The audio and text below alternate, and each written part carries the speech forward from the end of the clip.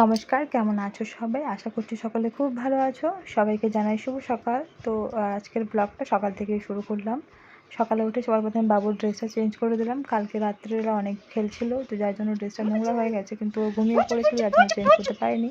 তো ওর জামাটা চেঞ্জ করে দিয়ে এখানে আমি ওর সাথে একটু খেলছিলাম। Morning walk. উলি বুবলি উলি বুবলি উলি বুবলি উলি বুবলি পুচু বিটু। চলো গুড মর্নিং বলো, गुड मॉर्निंग बोलो। अरे जूता पहनो, ठीक है? जूता पहना दो, ठीक है? चलो उठते ही चाय ना रे ছেলেটা এত ঘুম।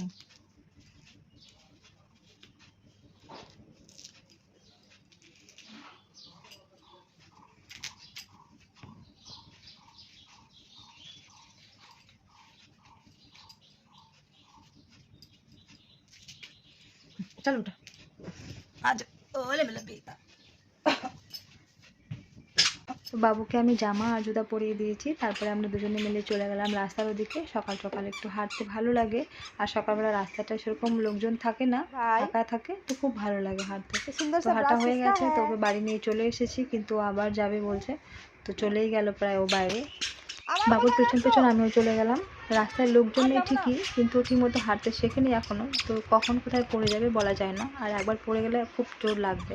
তার জন্য ওকে আমি জোর করে ধরে বাড়ি নিয়ে চলে আসলাম। বাড়িতে নিয়ে এসে ওকে আমি ব্রাশ করিয়ে দিয়ে ওর সকালের খাবারটা খাইয়ে দিলাম। এখন যাবো আমি স্নান করতে। তো এখন বাজে 10টা, স্নান সেরে পুজো দেওয়া হয়ে গেছে। তো এখন যাবো একটু মাঠে শাক তুলতে, কলমি শাক আর লাউ শাক তুলতে হবে, তো মাঠে যাচ্ছি। চলুন একটু মাঠে যাওয়া যাক। এখানে সামনে কলমি শাক রয়েছে, আর যে ডাঁটা শাক রয়েছে, কিন্তু এগুলো নেবো না, ওই দিকে যাচ্ছি, একটু লাউ পাতা তুলতে হবে।